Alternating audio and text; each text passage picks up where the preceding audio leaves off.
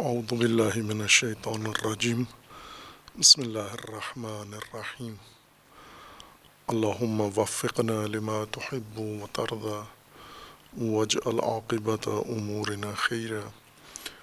ولا تکلنا الى انفسنا طرفت عین ابدا رب ادخلنی مدخل صدق واخرجنی مخرج صدق واجعل لی من لدنک سلطانا نصیرا۔ سورہ مبارکہ بقرہ آیہ کریمہ ان اللہ لا یستحیی ان یضرب مثلا ما بعوضة فما فوقها فاما الذین آمنوا فیعلمون انہ الحق من ربهم واما الذین کفروا فیقولون ماذا اراد اللہ بہذا مثلا یضل بہ کثیرا ویہدی بہ کثیرا وما يضل به إلا الفاسقين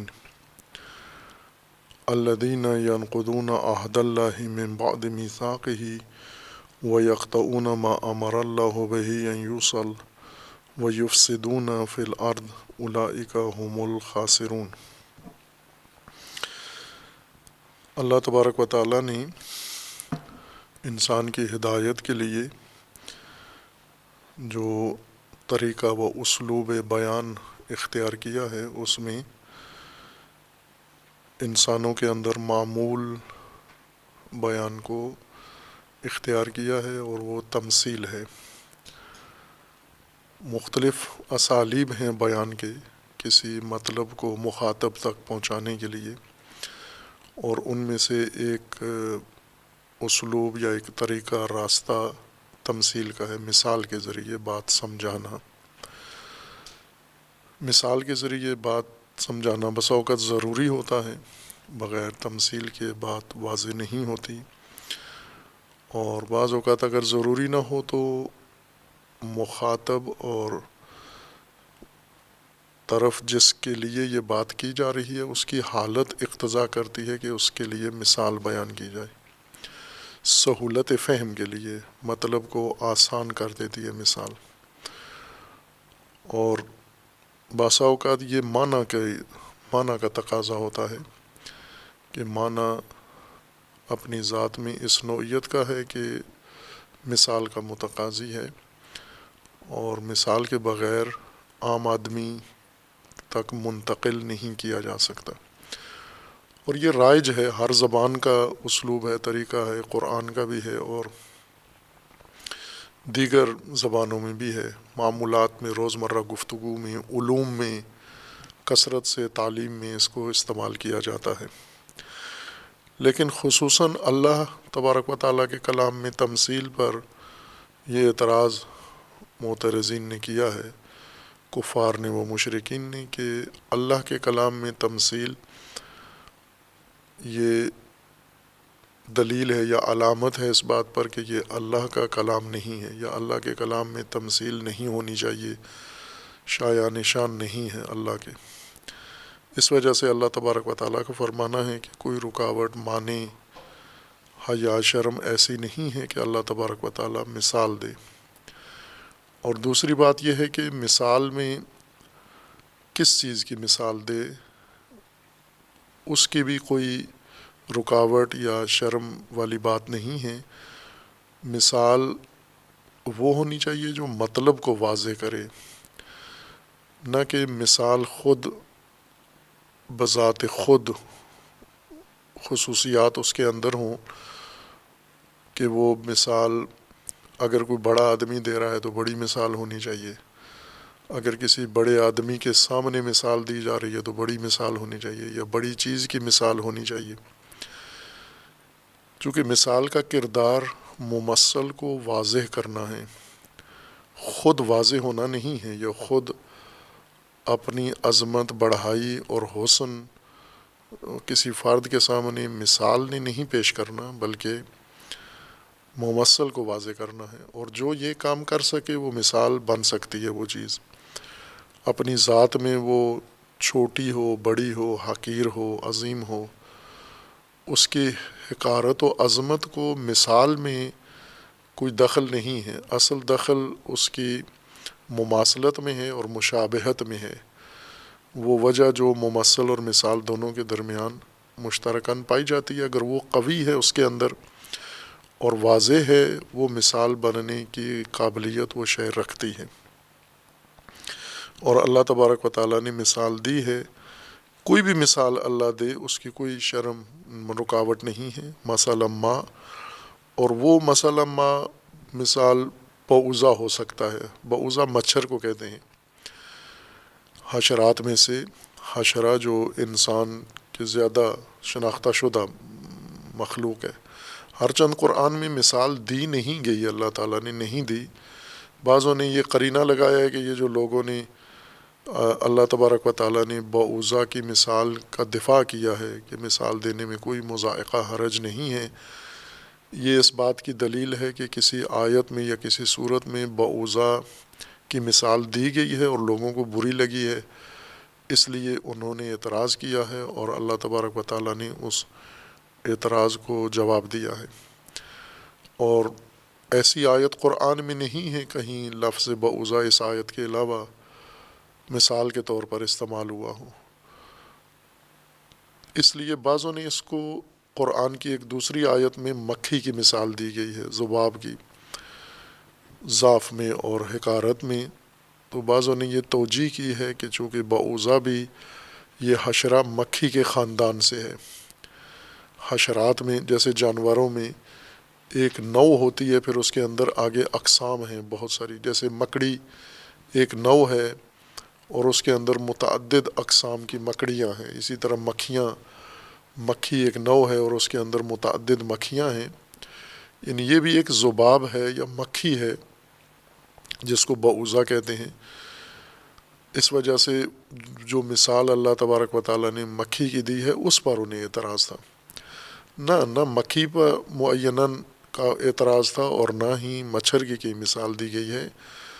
اصل بات یہ تھی کہ کلام الہی میں بار بار مثالیں آ رہی ہیں، جیسا اسی آیت سے پہلے اللہ تبارک و تعالیٰ نے مثال دی ہے ان منافقین کی یا مردد لوگوں کی جن کے دلوں میں ریب ہے، مثلہم کمثل الذی استوقد نارا، جو آگ جلاتے ہیں، اور ان کی مثال دی ہے ان کی ذہنی حالت کی، ان کی ایمانی حالت کی۔ اس طرح کی متعدد مثالیں ہیں قرآن کریم کے اندر جہاں لفظ مثال استعمال ہوا ہے اور جہاں نہیں ہوا، مثال آئی ہے لیکن وہاں یہ مادہ مثل استعمال نہیں ہوا ہے، لیکن اصل مثال موجود ہے، تمثیل ہے۔ اور انہیں اسی پر اعتراض تھا کہ یہ مثالوں کے ذریعے سے تو اللہ کا کلام نہیں ہونا چاہیے، اللہ کا کلام مثالوں سے منزہ ہونا چاہیے، کمزوری ہے، کمی ہے مثال کی۔ علمی اسلوب میں مثلا ادبیات کے اندر یہ خصوصاً جو ادب شناس لوگ ہیں، ادب سے مراد آداب کلام،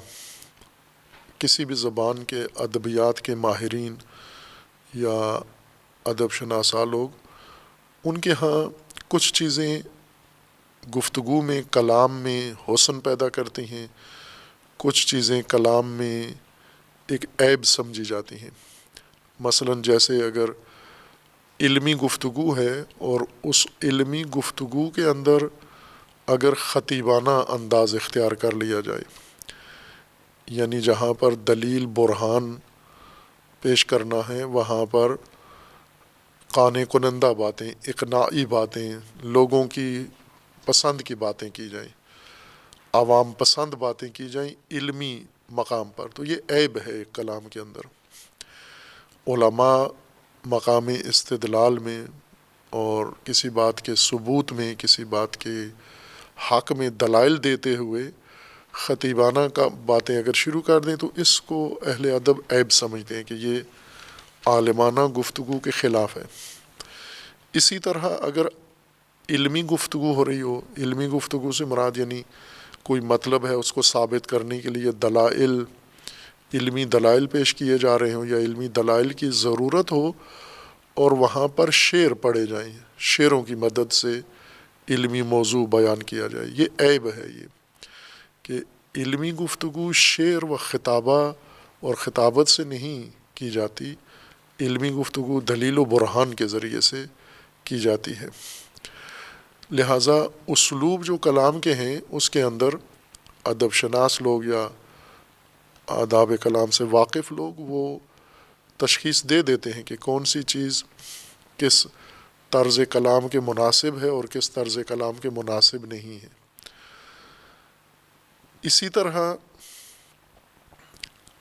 اگر کسی جگہ پر علمی گفتگو ہے اور وہاں خیالی باتیں، تخیلاتی باتیں کی جائیں تو یہ کلام میں عیب ہے، یہ اس کو اچھا کلام نہیں کہا جاتا، یا جو شخص یہ کرے یہ بات اس کو اچھا خطیب یا اچھا متکلم نہیں سمجھا جاتا۔ صحیح متکلم کی علامت یہ ہے کہ وہ علمی گفتگو میں صرف علم کی بات کرے، باقی امور شامل نہ کرے۔ لیکن جو ضعیف ہوتے ہیں وہ اپنے کلام کی کمی کو ان چیزوں سے پورا کرتے ہیں، یعنی علمی کمی کو شعروں سے پورا کرتے ہیں، علمی کمی کو خطیبانہ باتوں سے اور عوام پسند باتوں سے پورا کرتے ہیں، لیکن ان کے کرنے سے یہ عیب ختم نہیں ہو جاتا، یہ کلام میں واقعاً عیب ہے۔ یہ اسی طرح اب جو خطیب ہے، جو متکلم ہے، جو صاحب کلام ہے، اس کی شان کے لحاظ سے بسا اوقات یہ تشخیص دیا جاتا ہے کہ اس طرز کا متکلم وہ کیا گفتگو کرے کیا نہ کرے، اس کے شایع نشان کیا چیز ہے، اس کے شایع نشان کیا نہیں ہے۔ اللہ کی ذات، اللہ کے کلام اور اللہ کے رسول کے بارے میں عوام نے خود سے ایک معیار اپنی طرف سے بنایا ہوا ہے کہ اللہ کا جو بھیجا ہوا فرد ہے مبعوث، اس میں انسانی ظاہری تقاضے نہیں ہونے چاہیے، وہ فرشتہ ہونا چاہیے یا فرشتوں کی مانند ہونا چاہیے، اور اگر وہ خصوصیات اس کے اندر ہوں تو اسے عیب سمجھتے ہیں۔ اسی طرح اللہ کے کلام کے لیے بھی انہوں نے خود سے ایک معیار قائم کیا ہوا تھا کہ اللہ کا کلام مخلوق کے کلام کی طرح نہیں ہونا چاہیے، یعنی لوگ اگر اپنی بات مثالوں سے سمجھاتے ہیں تو اللہ تبارک و تعالیٰ کے کلام کی یہ خصوصیت ہے کہ وہ مثالوں سے بات نہ سمجھائے۔ خوب یہ ان کا خود ساختہ معیار ہے، اس کے پیچھے کوئی دلیل نہیں ہے، نہ ادبیات کا تقاضا ہے، چونکہ قواعد ادب میں مثال کلام کو ناقص نہیں کرتی بلکہ کلام کو تقویت کرتی ہے۔ از نظر ادبی تمثیل قوت کلام سمجھا جاتی ہے، نہ کہ ضعف کلام ہے یہ۔ لیکن انہوں نے ادبی قاعدوں کے حساب سے نہیں کہا کہ مثال دینا ادب کے خلاف ہے، ادب کلام کے خلاف ہے۔ اللہ کے شایع نشان وہ نہیں کہتے تھے کہ اگر اللہ کا کلام ہے تو یہ مثالیں روزمرہ کی ہماری طرح کی مثالیں، عام آدمیوں کی مثالیں کیوں دی جاتی ہیں۔ خب مثال کا ہدف یہ ہے، جیسے ابھی ذیل میں آئے گا، کہ اس کے ذریعے سے ہدایت مقصود ہے، اور جو چیز ہدایت میں تسہیل ہو، جس کی وجہ سے سہولت ہو، آسانی ہو، وہ ہدایت کی ضروریات میں سے ہے۔ اگر دلیل کے ذریعے ہدایت ہو سکتی ہے دلیل دی جائے، اگر وضاحت کے ذریعے ہدایت ہوتی ہے تو وضاحت کی جائے، اگر تشبیہ کے ذریعے ہدایت ہوتی ہے تشبیہ دی جائے، اگر تمثیل کے ذریعے ہدایت ہوتی ہے تو تمثیل پیش کی جائے۔ یعنی کلام کن اسلوب پر اور کس خصوصیت پر مشتمل ہو، یہ مقصد کلام معین کرتا ہے کہ یہاں پر آپ کا مقصود کیا ہے۔ جیسے ایک کلام یہ ہے کہ بعض لوگ، انسانوں میں رائج ہے یہ کام، علمی اور نصابی کتابوں میں بھی ہے، کہ ایک زمانے میں اچھی کتاب، علمی کتاب اس کو کہا جاتا تھا جو کسی کو سمجھ نہ آئے، اتنی مشکل الفاظ ہوں، ترکیبات بہت مشکل ہوں، نادر قواعد اس کے اندر استعمال کیے گئے ہوں، لہٰذا علماء کئی سال لگا کر ایک کتاب لکھتے تھے اور اس کو مشکل بنانے میں پوری توانائی اپنی صرف کرتے تھے، اور اس وقت وہ کتاب مشہور ہو جاتی تھی۔ یہ بہت گہری کتاب ہے، بہت علمی کتاب ہے، چونکہ بہت مشکل کتاب ہے، اس میں الفاظ بہت مشکل ہیں، اس میں ترکیبات بہت مشکل ہیں، اور یہ کتابیں ابھی موجود ہیں، نصاب کے اندر بھی موجود ہیں۔ بعض ادبیات کی کتابیں ہیں جن سے مطلب نکالنا خود ایک بہت دشوار امر ہے، استاد کے لیے بھی دشوار ہے اس کتاب سے مطلب نکالنا، اور شاگرد کے لیے بھی بہت مشکل ہے اس کتاب سے مطلب سمجھنا۔ خوب ان نصابی کتابوں کا مقصد کیا ہے؟ عالم کی دھاک بٹھانا، اس کی قوت تحریر بتانا، قوت کلام اس کا بتانا مقصود ہے، یا تعلیم مقصود ہے؟ اگر تعلیم مقصود ہے تو تعلیم جو مقصد ہے یہ معین کرے گا کہ نصابی کتاب میں زبان کیسی استعمال ہونی چاہیے، نصابی کتابوں کی کیسے زبان ہو، لیکن یہ چیز قدماء قدیم علماء مراعات نہیں کرتے تھے، خصوصاً دینی کتابوں کے اندر جو عربی ادب کے بارے میں لکھی گئی ہیں، اور اسی طرح باقی علوم کے بارے میں جو ابھی تک وہ کتابیں رائج ہیں۔ مثلا فقہ کے اندر کچھ کتابیں ہیں بہت ہی پیچیدہ کتابیں ہیں، اساتید کا بڑا وقت لگ جاتا ہے ان کتابوں کی عبارتوں کو سیدھا کرنے میں، اور ان سے زیادہ دقت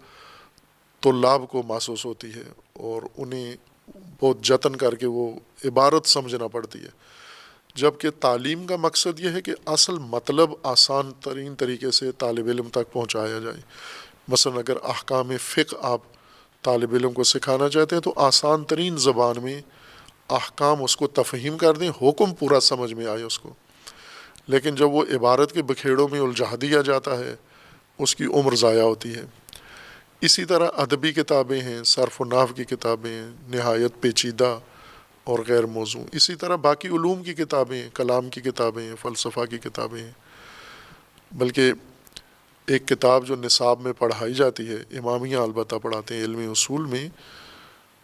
کفایت الاصول، اس کے بارے میں ہے کہ مصنف نے 25 سال میں یہ کتاب لکھی ہے، تدوین کی ہے، ایک جلد کتاب ہے، مختصر سی ہے، اتنی بڑی سخیم کتاب نہیں ہے، 25 سال اس کتاب کو لکھنے میں لگ چکے ہیں۔ اس سے بڑی کتاب علم اصول میں شہید صدر نے لکھی ہے، 3 مہینوں میں 3 جلدیں لکھی ہیں، اور ان کی اپنی کتابوں میں تاریخ لکھی ہوئی ہے کہ یہ کب شروع ہوئی اور کب ختم ہوئی، اور ہر لحاظ سے وہ کتاب شہید صدر کی اسی علم میں، حلقات الاصول میں وہی علم ہے، وہی بحث ہے، وہی مطالب ہیں۔ ایک مصنف نے پورا دورہ 3 جلدیں لکھ دی ہیں 3 مہینے کے اندر، اور ایک کتاب ہے ایک مصنف نے اس سے کم ایک جلد لکھی ہے، اور وہ 25 سال میں 25 سال میں کیا کرتے رہے ہیں؟ یوں تو نہیں کہ علم بڑھاتے رہے ہیں، علم میں زیادہ غور و فکر کرتے رہے ہیں، بلکہ عبارت پیچیدہ بناتے رہے ہیں۔ مثلا عبارت ایسی لکھتے تھے، پھر پڑھاتے تھے، اور جب پڑھاتے تھے احساس کرتے تھے کہ یہ عبارت آسان ہے اور جن کو پڑھائیے سمجھ گئے ہیں، تو وہ واپس اس عبارت کو تبدیل کر دیتے تھے، ایسی عبارت ہو جو سمجھ میں نہ آئے۔ خوب یہ ایک ایسے اسلوب ہیں کلام کے کہ جس سے عالم اپنی علمی دھاک بٹھاتا ہے۔ جب یہ قاعدہ بن جائے، ضابطہ یہ بن جائے کہ جو جتنی پیچیدہ بات کرے گا اتنا بڑا عالم ہوگا، جو جتنی مشکل عبارت لکھے گا اتنا بڑا عالم ہوگا، تو بڑا عالم بننے کے لیے یہ پیچیدگیاں عبارتوں میں پیدا کرتے تھے۔ اب تعلیم اور ہدایت 2 ایسے مقاصد ہیں، یہ اقتضا کرتے ہیں کہ ان کی زبان کیسے ہو، تعلیم کی زبان کیسے ہونی چاہیے۔ جو رائج کتابیں ہیں دینی مدرسوں میں صدیوں سے پڑھائی جا رہی ہیں، یہ کسی پہلو سے تعلیم کے مقاصد کے لیے موضوع نہیں ہے، بھلے مصنفین کی عظمت کے لیے، ان کے علمی دھاک کے لیے ٹھیک ہیں، یہ ثبوت ہیں، نمونے ہیں، لیکن تعلیم کے لیے موضوع نہیں ہے۔ اور چونکہ اسلاف کی ہیں، پرانی کتابیں ہیں، لہٰذا مقدس ہیں، اور یہ اسلاف پرستی نے کئی نسلوں کو تعلیم کے اندر ان مشکلات کا شکار کیا ہے، اور نتیجے کو جس نے بہت کم کیا ہے، یعنی دینی تعلیم میں دینی متون پڑھ کے جو نتائج نکل رہے ہیں وہ بہت قلیل ہیں۔ اس کو فیصد نہیں کہتے، فی ہزار کہتے ہیں، جیسے شہید مطہری جیسی شخصیات نے تجزیہ کیا ہے نظام تعلیمی، نظام دینی تعلیمی نظام کی، کہ 1000 میں سے ایک شخص موفق ہوتا ہے، درمیانے درجے کا عالم بنتا ہے، 1000 طالب علموں میں ایک طالب علم، تو یہ بہت خوفناک نتیجہ ہے، افسوسناک نتیجہ ہے۔ 100 میں سے ایک بنے، یہ بھی خوفناک نتیجہ ہے، یہ نتیجہ قابل قبول نہیں ہے۔ یعنی وہ تعلیمی نظام ناکام ہے جس میں 100 بچے پڑھیں اور ایک بچہ کامیاب ہو۔ تو وہ نظام کیسا ہے جس میں 1000 بچے شروع کریں اور ایک بچہ پڑھنے میں کامیاب ہو۔ یہ بیچ میں کیا مشکلات ہیں؟ ان جملہ مشکلات میں سے ایک مشکل یہ پیچیدہ کتابیں ہیں جو تعلیمی مقاصد کے بالکل الٹ ہیں، متضاد ہیں یہ، لیکن سلفیت پرستی کی وجہ سے، سلفیت کی وجہ سے یہ نہیں، چونکہ اسلاف کی ہیں، مقدس ہیں، اور بزرگان ان کو پڑھتے رہے ہیں، پڑھاتے رہے ہیں، اس وجہ سے ان کو رہنا ہے۔ نسلیں ضائع ہوں، عمریں ضائع ہوں، نتیجے نہ نکلیں، ناکامیاں ہوں، وہ قابل برداشت ہیں، لیکن یہ اسلاف کے یادگاریں، یہ سب سے زیادہ اہمیت ان چیزوں کی ہے۔ تعلیم و ہدایت میں خود مقصد معین کرتا ہے اپنی زبان، طریقہ، اسلوب، روش کیسی ہونی چاہیے۔ اور تعلیم کے علاوہ بھی ایسا ہی ہے، اگر کوئی اور مقاصد ہوں تعلیم کے علاوہ تو وہ بھی مقصد معین کرے گا کہ اس کی زبان کیسی ہونی چاہیے، عبارت کیسی ہونی چاہیے۔ تعلیم و ہدایت کے لیے واضح، جس طرح قرآن کریم نے جس اسلوب کو اختیار کیا اس کا نام رکھا ہے مبین، یعنی زبان مبین ہو، واضح ہو، بالکل بیان ہو، تبیان ہو، روشن ہو، اس کے اندر ابہام نہ ہو، اس کے اندر پیچیدگی نہ ہو، اس کے اندر ایسا مشکلات نہ ہوں کہ جو تعلیم یا ہدایت کے مقصد کو روک دیں اور رکاوٹ بن جائیں۔ خوب یہ ہدایت کا اسلوب معین کرے گا کہ کون سا طریقہ اختیار کیا جائے، اور ہدایت کے لیے سب سے موزوں، تعلیم و ہدایت دونوں کے لیے سب سے موزوں تمثیل ہے، کہ تمثیل سے بہتر زبان انسان کشف نہیں کر سکا۔ تمثیل البتہ لفظی بھی ہے، تمثیل مجسم بھی ہے، اور مجسم تمثیل جیسا اشارہ کیا کہ الجھن ساری علوم دین میں ہے، اور علوم دین جس طرح اسیر ہیں، پابند ہیں، مقید ہیں، بے جا رسومات میں، بے جا قسم کے قیودات میں، علوم کو لوگوں نے آزاد کرا لیا ہے، لیکن دینی علوم نہیں آزاد ہوئے، غیر دینی علوم آزاد ہو چکے ہیں۔ وہ بھی پابند تھے ان پابندیوں کے، لیکن ان کے ماہرین نے ان علوم کو آزاد کرا کے اور ان کو آسان بنانے کے لیے ہر چیز کا سہارا لیا ہے۔ جیسے اگر ریاضی ہے، اس کو سمجھانے کے لیے کس عمر کے بچے کو آپ ریاضی پڑھا رہے ہیں، انہوں نے اسی زبان کا سہارا لیا ہے۔ کسی جگہ پر ریاضی کے لیے بھی مثلا مجسم تمثیلات، مجسم نمونے اختیار کیے گئے ہیں، کسی جگہ پر شکلیں ہیں، کسی جگہ پر مختلف چیزیں ہیں۔ اصل مقصد یہ تھا کہ ایک ضابطہ، قاعدہ علم ریاضی کا بچے کو سمجھ میں آ جائے، اور تمثیل سے زیادہ آسان ہے سمجھانا، خصوصاً مجسم تمثیل سے۔ اور دوسری چیز جو جس میں مجسم تمثیل زیادہ موفق ہوئی ہے وہ یہ ہنر ہیں، جو رائج ہنر ہیں، جیسے نقاشی ہے، تصویر سازی ہے، یہ بھی تمثیل ہی کا ایک حصہ ہے۔ مجسمے ہیں، ان کو تمثیل ہی کہتے ہیں، ان کو، یہ بھی تمثیل ہیں۔ اسی طرح سے جو نمائشیں ہیں، نمائشی حرکتیں انسان کرتا ہے، جیسے افسانے ہیں، یا جیسے فلمیں ہیں، ڈرامے ہیں، سٹوریاں ہیں، کہانیاں لکھی جاتی ہیں، یہ سب تمثیل ہی کی وسعت ہے۔ اور یہ تمثیل پھر شعر میں، نثر میں، یعنی زبان لفظی تمثیل بھی ہے اور مجسم تمثیل بھی ہے۔ مجسم تمثیل نے زیادہ پیش رفت کی ہے لفظی تمثیل کے بجائے، لفظی تمثیل پھر بھی مقید ہے کچھ قواعد کے اندر یا رسومات کے اندر یا سلفیت کے اندر، لیکن مجسم تمثیل یا ہنر مجسم، وہ انہوں نے اپنے آپ کو اس قید سے آزاد کیا ہے. انہوں نے کسی قید کی پابندی نہیں کی، سلفیت کی پابندی نہیں کی کہ اسلاف اس طرح سے ہنر مجسم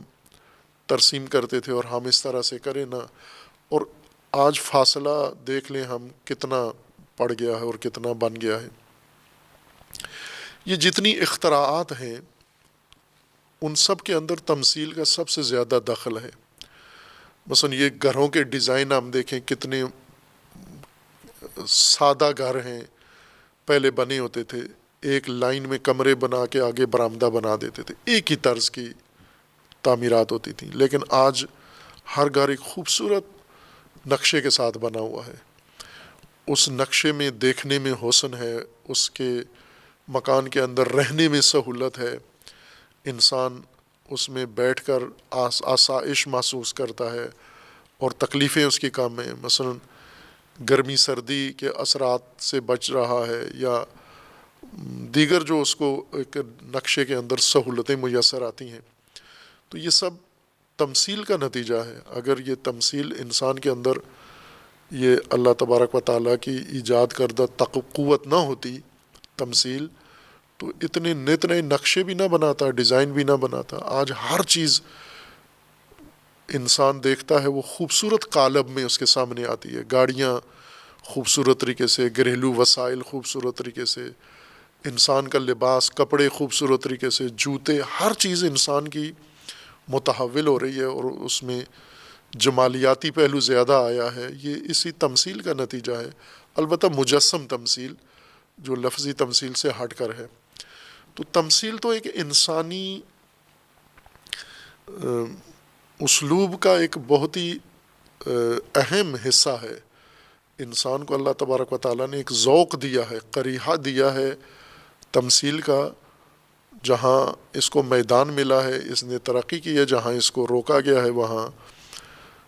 اس نے، یعنی جیسے تعلیم میں بجائے تمثیل کے تعقید، ایک علم معانی کی اصطلاح ہے عقدہ، گرہ. تعقید معقد کلام اس کو کہتے ہیں جس میں گرہیں بہت زیادہ ہوں. عقدہ گرہ کو کہتے ہیں، گانٹھ، کسی جیسے دھاگے کو گرہ لگا دینا. خوب اسی طرح کلام میں گرہ لگا دینا، یعنی ہر جملے میں، ترکیب میں. ابھی آپ عبارتیں دیکھیں اس میں ضمیر کدھر پلٹ لے، یہ گرہ بنی ہوئی ہے. یہ معقد کلام ہے، یعنی گرہیں جتنی لگائیں زیادہ فاضل نظر آئیں گے، گرہیں جتنی کھولیں زیادہ عالم نظر آئیں گے. یہ تو ہدایت اور تعلیم دونوں کے منافی ہے یہ گرے لگانا. بلکہ جب پڑھاتے ہیں علم معانی تو وہاں پر تعقید کلام کو عیب کے طور پر بیان کیا جاتا ہے کہ وہ شخص فصیح نہیں ہے جس کے کلام کے اندر تعقید ہو، یعنی عقدہ ہو، معقد کلام پیش کرتا ہو،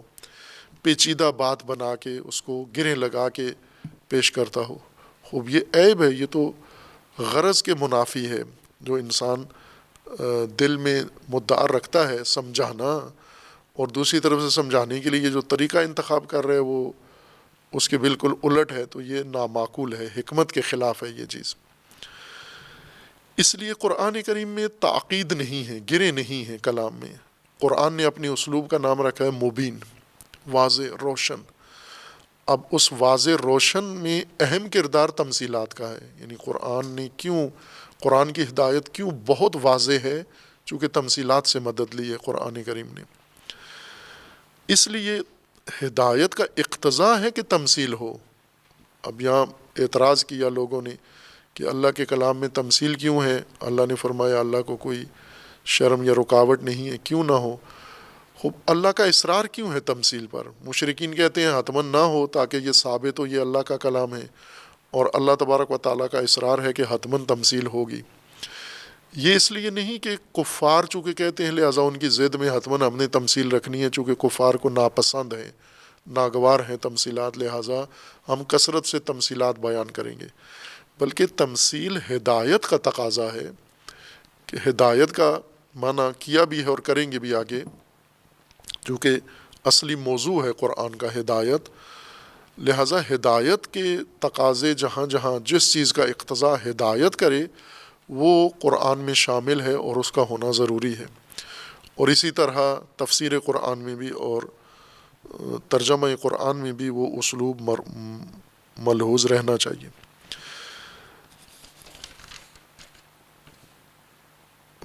اب مثالوں میں جیسے عرض کیا تھا کہ یہ ہدایت اقتضا کرتی ہے تمثیل کی، اور کس چیز کی تمثیل ہو یہ بھی مقصود و مدعا معین کرے گا۔ ممکن ہے ابھی حقیر چیز کی مثال زیادہ مطلب کو واضح کرتی ہو، ممکن ہے کسی بڑی چیز کی مثال سے مطلب واضح ہوتا ہو۔ مثلا اگر بعوضہ مچھر کی مثال یا مکھی کی مثال جس طرح قرآن نے دی ہے مکھی کی مثال، وہاں اگر ہاتھی کی مثال دی جاتی جہاں قرآن نے مکھی کے ذریعے طالب و مطلوب کا ضعف بیان کیا ہے، ناتوانی، خب ناتوانی کو تمثیل کے لیے بیان کرے تو ہاتھی یا اونٹ تو نہیں وہاں پر مثال بنتا، وہاں مکھی اور مچھر ہی مثال بنتا ہے۔ چونکہ آپ جب ناتوانی کسی طبقے کی، گروہ کی، قوم کی، نسل کی بیان کرتے ہیں تو مکھی، یا جیسے عنکبوت مکڑی کی مثال دی ہے قرآن کریم نے، اور پھر کہا ہے کہ سب سے ضعیف گھر مکڑی کا ہے،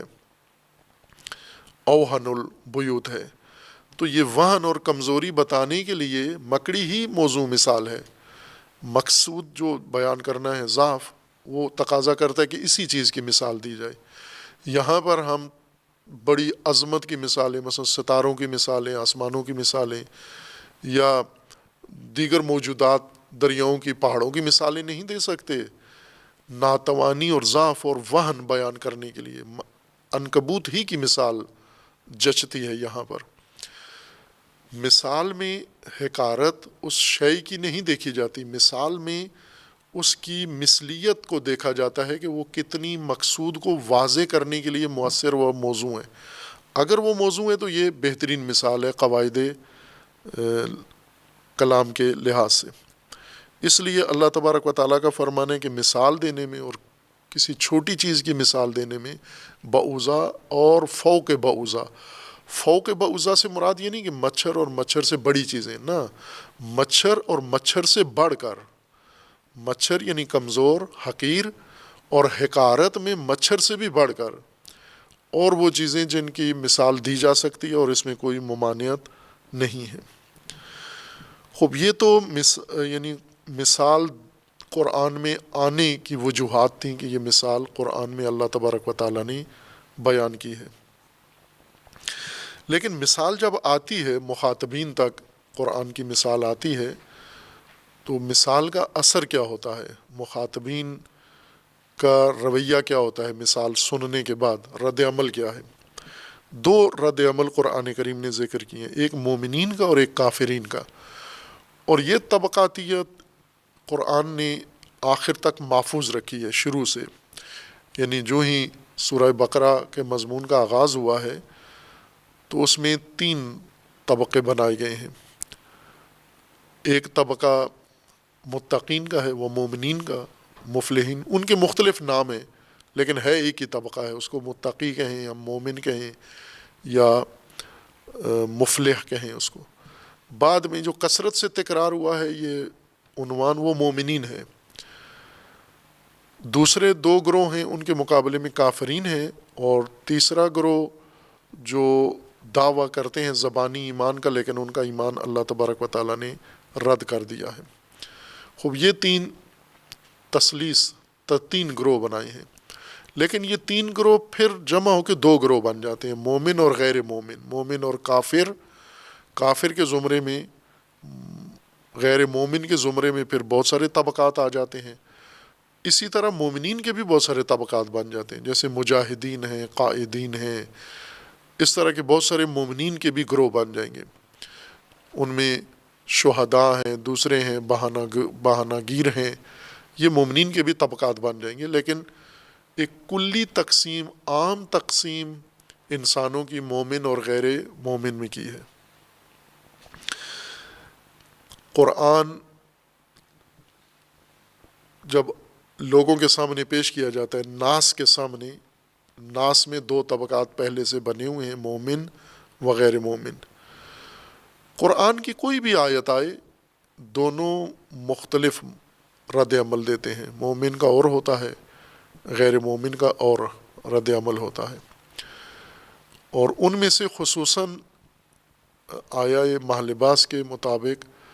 تمثیل کے متعلق بھی ان کے دو مختلف و متفاوت رد عمل ہیں۔ مومنین کے سامنے جب مثال آتی ہے تو وہ اس سے اور مطلب اخذ کرتے ہیں، اور غیر مومن کافر کے سامنے جب آتی ہے وہ اس سے اور نتیجہ لیتے ہیں، یا اور ان کے اوپر اثر اور پڑتا ہے اس کا۔ اللہ نے جب مثال پیش کی ہے بعوضہ یا فوق بعوضہ کی، فَأَمَّا الَّذِينَ آمَنُوا فَيَعْلَمُونَ أَنَّهُ الْحَقُّ مِن رَّبِّهِمْ، جب یہ مثال اللہ کی طرف سے اللہ کے کلام میں مومنین کے سامنے آتی ہے، ان کا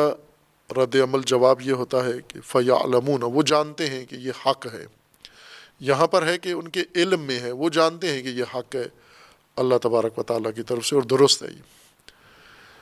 دوسری جگہ پر ہے کہ جانتے نہیں، وہ کہتے بھی ہیں کہ یہ حق ہے، اور پھر آگے آیات میں بڑھتا جائے گا یہ رد عمل مومنین کا۔ جانتے ہیں یہ حق ہے اللہ کی طرف سے ہے، مانتے ہیں یہ حق ہے اللہ کی طرف سے ہے، کہتے بھی ہیں یہ حق ہے اللہ کی طرف سے ہے، اور اس پر عمل بھی کرتے ہیں چونکہ یہ حق ہے اللہ کی طرف سے ہے۔ تو مومنین کا رد عمل مختلف مراحل میں ذکر کیا گیا ہے کہ جب ان کے سامنے اللہ تبارک و تعالیٰ کا کلام آتا ہے، تمثیل والا یا بغیر تمثیل کے، دونوں کے بارے میں قرآن کا ذکر کیا گیا کہ کوئی بھی آیت نہیں، یہاں پر تمثیل کے بارے میں ہے، مثال جب آتی ہے، دوسری آیت میں ہے نا، کوئی بھی آیت قرآن کی جب نازل ہوتی ہے تو مومنین کے اوپر اور اثر ڈالتی ہے، کفار کے اوپر اور اثر ڈالتی ہے۔ مومنین کے اوپر یہ اثر ہے فَأَمَّا الَّذِينَ آمَنُوا فَيَعْلَمُونَ أَنَّهُ الْحَقُّ مِن رَّبِّهِمْ، مومنین جانتے ہیں کہ یہ حق ہے ان کے رب کی طرف سے، یہ مثال حق ہے، اور جس مطلب کے لیے یہ مثال ہے وہ بھی حق ہے، اس مثال کے اندر جو ہدایت ہے، پیغام ہے، وہ بھی حق ہے، جو حکم ہے وہ بھی حق ہے، وہ اس کو کسی ریب تردید کے بغیر تسلیم کرتے ہیں، اقرار کرتے ہیں کہ یہ حق ہے یہ۔ وَأَمَّا الَّذِينَ كَفَرُوا، جو غیر مومن ہیں، کافر ہیں، منکر ہیں، جو انکار کرتے ہیں، اس کے کلام خدا ہونے کا بھی انکار کرتے ہیں، اور باقی تمام ہدایت کا جتنا بھی پیغام ہے اس سب کا انکار کرتے ہیں، جب یہ کلام، یہ تمثیل وہ سنتے ہیں تو فَيَقُولُونَ، مومنین کے لیے فَيَعْلَمُونَ، ان کے لیے ہے فَيَقُولُونَ، یہ نہیں کہا کہ فَيَعْلَمُونَ، فَيَقُولُونَ، تو یہ کہتے ہیں کافر ماذا اراد اللہ بہذا مثلا،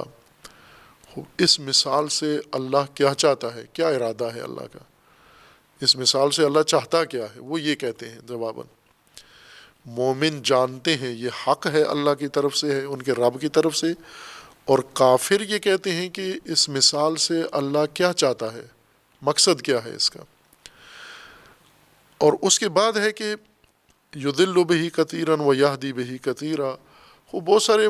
مترجمین و مفسرین نے اس کو کفار کا ہی مقول سمجھا ہے، یعنی یقولون، کفار یہ کہتے ہیں کہ اللہ کیا چاہتا ہے،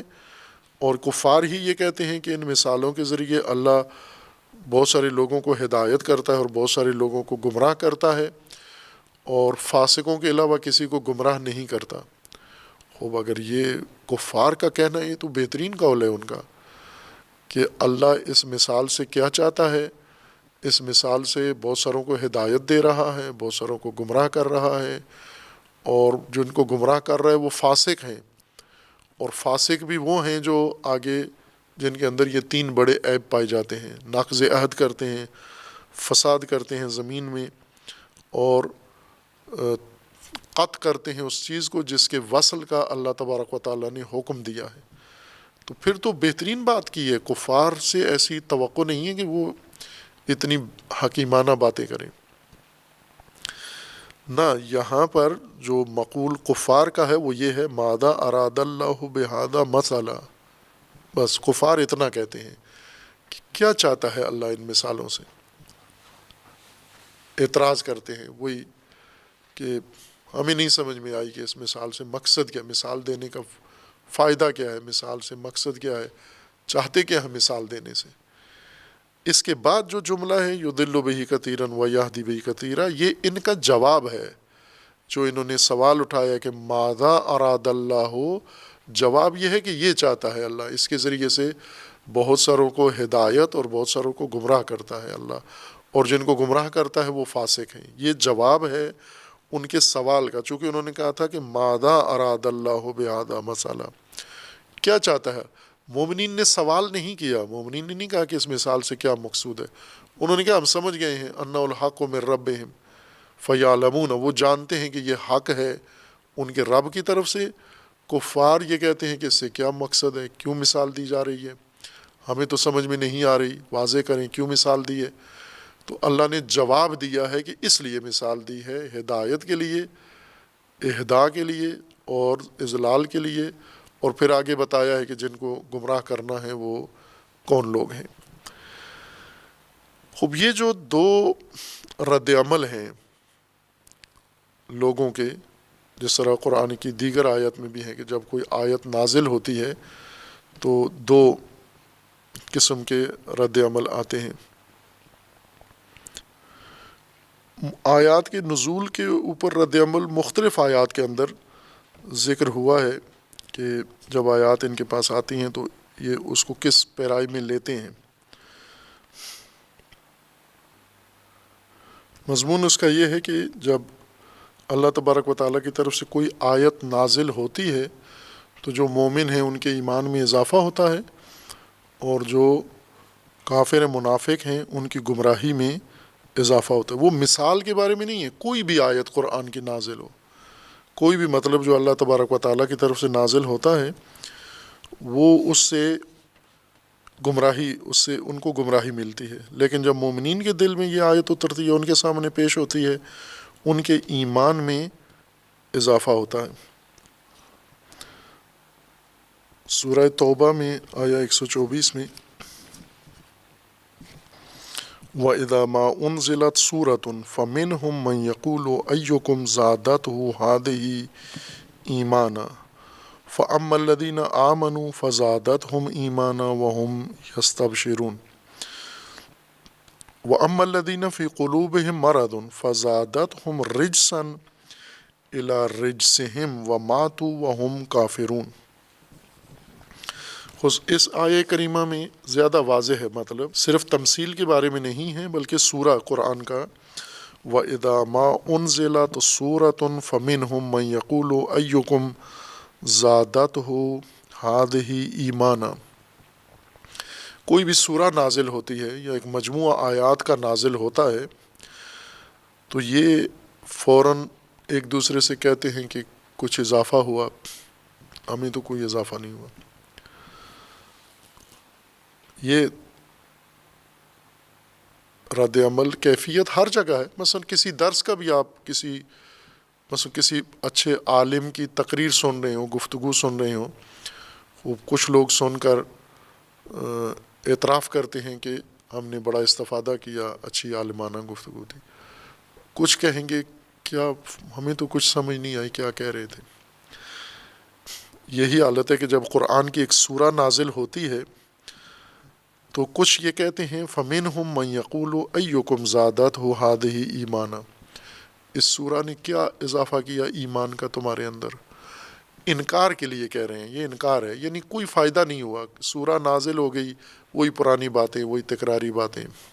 تکرار ہی ہوا ہے، نئی بات تو کوئی بھی خاص فائدہ نہیں ہوا۔ فَأَمَّا الَّذِينَ آمَنُوا فَزَادَتْهُمْ إِيمَانًا، لیکن جو مومنین تھے ان کے ایمان میں اضافہ ہوا ہے، اس سورہ نے، اس آیت نے، اس مجموعے نے اضافہ کیا ہے۔ وَهُمْ يَسْتَبْشِرُونَ، اور وہ خوشحال ہیں اس بات پر کہ انہیں بہت استفادہ ہوا ہے۔ وَأَمَّا الَّذِينَ فِي قُلُوبِهِمْ مَرَضٌ، اب وہ جن کے دلوں میں بیماری ہے، بیمار دل، جب انہوں نے یہ سورہ، یہ آیا، یہ قرآن کا پیغام سنا تو نہ صرف یہ کہ ان کے ایمان میں اضافہ نہیں ہوا، ان میں بھی اضافہ ہوا ہے۔ فَزَادَتْهُمْ رِجْسًا إِلَىٰ رِجْسِهِمْ، ان کے رجس میں، ان کی پلیدی میں اضافہ ہوا ہے اسی سورہ سے. وَمَاتُوا وَهُمْ کافرون. اور یہ ہر آیت ان کے رجس میں اضافہ کر رہی ہے، ہر بات ان کے رجس میں مزید اضافہ کر رہی ہے. اور یہ اسی طرح اضافہ کرتے کرتے جب انہیں موت آئے گی تو یہ مکمل پورے کافر ہوں گے، منکر، اور حالت کفر میں دنیا سے جائیں گے. پھر ایک آیت چھوڑ کر نیچے ہے وَإِذَا مَا أُنزِلَتْ سُورَةٌ نَظَرَ بَعْضُهُمْ إِلَىٰ بَعْضٍ هَلْ يَرَاكُم مِّنْ أَحَدٍ ثُمَّ انصَرَفُوا صَرَفَ اللَّهُ قُلُوبَهُمْ بِأَنَّهُمْ قَوْمٌ لَا يَفْقَهُونَ. پھر نیچے ہے کہ جب بھی کوئی سورہ نازل ہوتی ہے نَظَرَ بَعْضُهُمْ إِلَىٰ بَعْضٍ، ایک دوسرے کی طرف نگاہیں اٹھا کے معنی خیز انداز سے ایک دوسرے کو دیکھتے ہیں ٹیڑھی آنکھوں سے. یعنی ان نگاہوں کا مطلب کیا ہوتا ہے؟ حال یراکم من احد، آپ میں سے کسی کو کچھ سمجھ آئی، کچھ پتہ چلا، وہی بات پرانی تکرار ہو رہا ہے سارا کچھ. اور ثم انصرفوا، پھر یہ منصرف ہو جاتے ہیں. صرف اللہ قلوبہم، جب ان کے دل قرآن سے دور ہو جاتے ہیں تو خدا بھی دور کر دیتا ہے. بِأَنَّهُمْ قَوْمٌ لَا يَفْقَهُونَ، یہ ناسمجھ نافہم قوم ہے. اور کوئی بھی سورہ آیت کسی بھی شکل میں نازل ہو، انہوں نے اس سے کوئی استفادہ نہیں کرتا بلکہ ان کے رجس میں اضافہ ہونا ہے. جس طرح آیا محل لباس میں ہدایت و گمراہی کا ہے، یہاں پر ان کے رجس میں کہا گیا کہ اضافہ ہوگا. اور اسی طرح سورہ انفال میں ہے انما المؤمنون الذین، آیہ دوم میں انما المؤمنون الذین اذا ذکر اللہ وجلت قلوبہم واذا تلیت علیہم آیاتہ زادتہم ایمانا وعلی ربہم یتوکلون. کہ جب کوئی آیت مومنین کے سامنے پیش کی جاتی ہے ان کے ایمان میں اضافہ ہوتا ہے اور ان کے دل اللہ کے نام کے سامنے تسلیم ہو جاتے ہیں، خاضع ہو جاتے ہیں، خاشع ہو جاتے ہیں. خوب یہ اس کے علاوہ بھی آیات ہیں جن میں یہ دو قسم کا رد عمل قرآن کریم نے ذکر کیا ہے، مومنین کا اور کافرین کا. یہ ضروری ہے ہم اس موضوع کو سمجھیں کہ یہ در حقیقت قرآن کریم کی تحلیل ہے، اجتماعی تحلیل، سماجی تحلیل. یعنی ایک معاشرے کو تجزیہ کرنا، تحلیل کرنا نفسیاتی طور پر اور مختلف حوالوں سے، اور پھر ان کے طبقاتی حالات کو نمایاں کرنا، اور پھر یہ کرنا کہ اب اس قسم کے معاشرے میں جب ہدایت کا عمل جاری رکھنا ہے تو یہ طبقاتی شناخت معاشرتی و سماجی یہ ضروری ہے. یعنی یوں نہیں کہ قرآن کریم نے ہدایت نازل کر دی رسول اللہ کو اور یہ دیکھے بغیر کہ سماجی صورتحال کیا ہے، اجتماعی صورتحال کیا ہے، لوگوں کی ذہنی صورتحال کیا ہے، علمی صلاحیت کیا ہے، کس طرح کے کیفیات کا شکار ہیں، کن چیزوں میں یہ ڈوبے ہوئے ہیں، ان کی خوبیاں کیا ہیں، ان کی خامیاں کیا ہیں، یہ مد نظر رکھے بغیر اللہ تبارک و تعالیٰ نے کتاب نازل کر دی کہ یہ دے دیں اور سب کو پڑھ کے سناتے رہیں، اور جس کو پڑھ کے سناتے جائیں گے وہ اس سے ثواب حاصل کرے گا یا بہرہ مند ہوگا. جیسے آج ہے، آج یہ موضوع قرآن کا، ہدایت کا مکمل طور پر نظر انداز شدہ ہے. کم از کم علماء اس کو مد نظر نہیں رکھتے، جسے قرآن نے اہمیت کے ساتھ ذکر کیا ہے کہ آپ جس طبقے میں، جس نسل میں ہو، چونکہ ہمیں یہ ساری آیات آج کی نسل کے لیے چاہیے، ورنہ رسول اللہ کے زمانے میں فَأَمَّا الَّذِينَ آمَنُوا وَأَمَّا الَّذِينَ كَفَرُوا، رسول اللہ کے زمانے کے مومن اور رسول اللہ کے زمانے کے کافر جب آیت نازل ہوتی تھی یا مثال دی جاتی تھی تو رسول اللہ کے زمانے کے مومن کہتے تھے یہ حق ہے، رسول اللہ کے زمانے کے کافر یہ کہتے تھے یہ اللہ کیا چاہتا ہے اس سے. خوب اس سے ہمیں کیا حاصل، اس سے قرآن نے ہمیں کیا ہدایت دی ہے، آج کی نسل کو اس آیت سے کیا استفادہ ہو رہا ہے. چونکہ یہ تو ایک تاریخ ہے، اس وقت ایک آیت نازل ہوئی، مثال دی گئی، اس مثال کے بارے میں مومنوں نے ایک طرح کا رد عمل دکھایا، کافروں نے ایک طرح کا. اب ہم کیا کریں اس کو؟ جنہوں نے مان لیا کہ یہ مثال حق ہے اللہ کی طرف سے، ان کے ماننے کا ہمیں کیا فائدہ ہوا؟ انہوں نے کہہ دیا یہ حق ہے، اور کفار نے کہا ماذا اراد اللہ بہذا، اللہ کیا چاہتا ہے اس مثال سے؟ خوب اس کا نقصان ہمیں کیا ہے؟ ہم کیوں مامور ہیں اس آیت کو سمجھنے میں، یا ہمارے لیے اس کے اندر کیا ہدایت ہے؟ وہ ہدایت یہ ہے کہ یہ سماجی طبقاتیت یہ ہر نسل کے اندر ہے. عصر نزول میں بھی یہی دو طبقات تھے، مومن اور کافر. مومن و کافر جب ہم کہتے ہیں تو اصطلاح قرآن کی ہے، لیکن ہمارے ذہنوں میں تفسیر اس کی ہماری اپنی مقامی تفسیر ہے. مومن کون ہے؟ من الناس من یقول آمنا، ہم ان کو مومن کہتے ہیں. یعنی مومن کا ہم نے علیحدہ سے ایک معیار قائم کیا ہوا ہے، اور کافر کا بھی ہم نے ایک علیحدہ معیار. جس نے کلمہ پڑھا ہے وہ مومن ہو گیا، جس نے کلمہ نہیں پڑھا وہ کافر ہے. جو مسلمان کے گھر پیدا ہو گیا وہ مومن ہے، جو کافر کے گھر پیدا ہو گیا وہ کافر ہے. یہ تفسیر قرآن میں اس چیز کو اگر ہم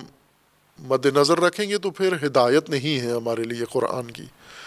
ہمیں ایمان و کفر قرآن کی اصطلاح کے مطابق مد نظر رکھنا ہے کہ قرآن جن کو مومن کہتے ہیں، میں مومن کہتا ہے،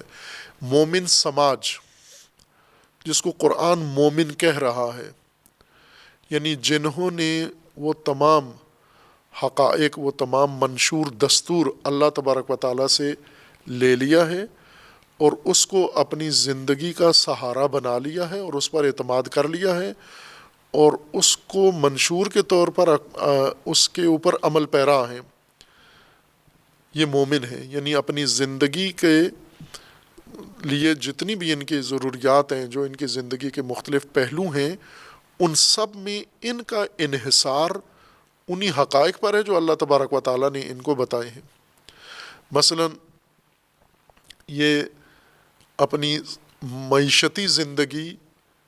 کیسے کسب و کار، درآمد، آمدن خرچ کیسے کر رہے ہیں؟ جیسے اللہ نے ان کو بتایا ہے. ایمان کا یہی معنی کیا تھا، ایمان یعنی اطمینان و اعتماد. اب یہ جو کماتے ہیں اور کھاتے ہیں اور خرچ کرتے ہیں کس نظام کے تحت؟ جیسا اللہ نے بتایا تھا، تو یہ مومن ہے. یا مثلا ان کے ہاں سیاست ہے، حکمرانی ہے، حکومت ہے، اس حکومت میں کس قانون ضابطے کے مطابق ہے؟ جیسا اللہ نے ان کو بتایا تھا کہ جس میں حاکم یہ ہوگا، مومن یہ ہوگا، عام لوگ یہ ہوں گے، جیسا اللہ نے کہا تھا ویسا کر رہے ہیں، یہ مومن انسان کہلاتے ہیں. نہیں ہے کہ جس نے کلمہ پڑھ لیا وہ مومن ہے، جو مسلمان کے گھر پیدا ہو گیا. یہ سماجی یا ہمارا معیار ہے مومن اور کافر کا، یہ قرآن کا معیار نہیں ہے. قرآن کے نزدیک عملی طور پر، سماجی طور پر، معاشرتی طور پر یہ تقسیم ہوئی ہے کہ قرآن جن کو مومن کہتا ہے اور جن کو کافر کہتا ہے، یعنی جن کی عملی زندگی بتاتی ہے کہ انہوں نے زندگی میں انحصار اور اعتماد، اطمینان کس پہ کیا ہوا ہے. آج ہم اپنی نسل کو دیکھیں، موجودہ نسل کو، تو یہ اس طبقاتیت میں کدھر شمار ہوتے ہیں. پھر ہمیں پتہ چلے گا کہ قرآن ان پر اثر کیا ڈالتا ہے. آیا ایمان میں ان کے اضافہ ہو رہا ہے یہ آیات قرآن پڑھ کے اور سن کے، یا ان کے رجس میں اضافہ ہوتا ہے قرآن پڑھ کے اور سن کے؟ یہ پہلے یہ طے کریں ہم کہ قرآنی مومن و قرآنی غیر مومن کافر کیا ہے. قرآنی مومن یعنی عملی طور پر جس نے نظام الہی کو، ہدایت کے نظام کو جو اللہ تبارک و تعالیٰ نے انسانوں کے لیے مقرر کیا ہے، اور اس کی جزیات و کلیات و حقائق، ان سب کو اخذ کیا ہے اور ان سب کے اوپر اپنی زندگی کا انحصار کیا ہے، ان کے اوپر بھروسہ کیا ہے، ان کے اوپر اعتماد کر کے زندگی گزار رہے ہیں. یعنی قوانین کیا ہیں وہ جو اللہ نے ان کے لیے مقرر کیے ہیں، وسائل کون سے ہیں جو اللہ نے ان کے لیے مقرر کیے ہیں، سہارے کون سے ہیں جو اللہ تبارک و تعالیٰ نے ان کے لیے مقرر کیے ہیں، انداز کیا ہیں ان کے جو اللہ تبارک و تعالیٰ نے ان کے لیے مقرر کیے ہیں. اگر وہ ساری چیزیں انہوں نے اپنائی ہوئی ہیں یہ مومن ہیں، اگر یہ نہیں ہیں تو یا کافر ہیں یا وَمِنَ النَّاسِ مَن يَقُولُ آمَنَّا وَمَا هُم بِمُؤْمِنِينَ، جو زبانی کہتے ہیں مومن ہیں لیکن ہے نہیں ہیں یہ مومن۔ خوب ظاہر ہے کہ یہ ان کے لیے نہیں ہے، یہ قرآنی اصطلاح کے مطابق مومن و کافر کے لیے ہے، یعنی قرآن کے مقابلے میں رد عمل سماجی طبقاتی یہ ان دو طبقات کا ہے کہ دو طرز زندگی ہیں، ایمان و کفر دو طرز زندگی کا نام ہے، ہمارے ہاں دو طرز تفکر کا نام ہے یا دو طرز اعتقاد کا نام ہے، لیکن قرآن کے نزدیک ایمان و کفر دو طرز زندگی کا نام ہے کہ تفکر و اعتقاد اسی طرز زندگی کا ہی ایک حصہ ہے یا اس کی بنیاد ہے یہ، اور یہ حتمی ہے، یعنی یہ جو سماجی تقسیم قرآن نے کی ہے مومن و کافر اور پھر ان دو کے رویے اور رد عمل ہیں، جب مثال آتی ہے ان کے سامنے پیش کی جاتی ہے تو مومن کہتا ہے فَيَعْلَمُونَ أَنَّهُ الْحَقُّ مِن رَبِّهِمْ،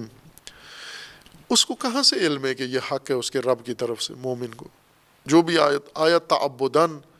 جیسے آج ہم ہیں کہ جو بھی ہمیں کوئی چیز بھی دین کے نام پر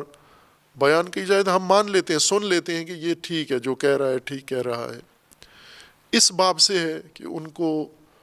چونکہ ایمان ہے اعتقاد ہے اللہ کی ذات پر، جب انہیں کہا جاتا ہے یہ آپ کے اللہ کی طرف سے ہے تو آنکھیں بند کر کے کہہ دیتے ہیں یہ حق ہے۔ نہ، قرآن تو اس طرح کی بات نہیں کہہ رہا، قرآن کہہ رہے ہیں فَيَعْلَمُونَ، ان کو علم ہے، قرآن گواہی دے رہا ہے کہ یہ عالم ہیں، علم رکھتے ہیں، کس چیز کا؟ اس کے حق ہونے کا علم رکھتے ہیں، یہ حق ہے، اور دوم یہ کہ یہ حق ان کے رب کی جانب سے ہے، اور یہ بہت عالی شان علم ہے کہ اگر ایک طبقہ یا ایک نسل کو اس کی حقانیت کا علم ہو جائے، علم ہو، فَيَعْلَمُونَ، نہ کہ انہوں نے سن رکھا ہے، دیکھا دیکھی تلقین کے طور پر انہوں نے تقلیداً کہہ دیا ہے یہ اللہ کی طرف سے ہے، فَيَعْلَمُونَ، ان کو علم ہے مومنین کو۔ خوب یہ زیادہ تاکید ہے اس بات پر کہ مومن معاشرہ کن خصوصیات کا ہے جس کو قرآن مومن کہے گا، اور وہ مومن معاشرہ اس کی علامت یہ ہے کہ وہ علم رکھتا ہے قرآن یا قرآنی ہدایت کی حقانیت پر۔ اگر علم نہیں ہے اس کو اس کے حق ہونے پر تو ظاہر ہے وہ ایمان فَأَمَّا الَّذِينَ آمَنُوا میں نہیں ہے شامل، وہ دوسرے دو طبقات میں سے ہے، یعنی کہہ رہا ہے حق ہے لیکن دھوکہ دینے کے لیے مومنوں کے ساتھ اپنے آپ کو شامل کر کے مفادات حاصل کرنے کے لیے کہہ رہا ہے کہ یہ حق ہے۔ یہ فَأَمَّا الَّذِينَ آمَنُوا فَيَعْلَمُونَ أَنَّهُ الْحَقُّ مِن رَبِّهِمْ، اس یعنی مثال کا حق ہونا یہ اس کا علم ہے انہیں۔ حق کیسے؟ مثال کا حق ہونا کیا مراد ہے اس سے؟ تو پہلے تو ہمیں حق کی تشریح ہونی چاہیے کہ حق کہتے کس کو ہیں، چونکہ حق بھی قرآن سے لے کر ہم نے پھر اس کو استعمال کیا مختلف زبانوں میں، اردو میں، فارسی میں، مختلف پیرایوں میں اس کو استعمال کر کے، اور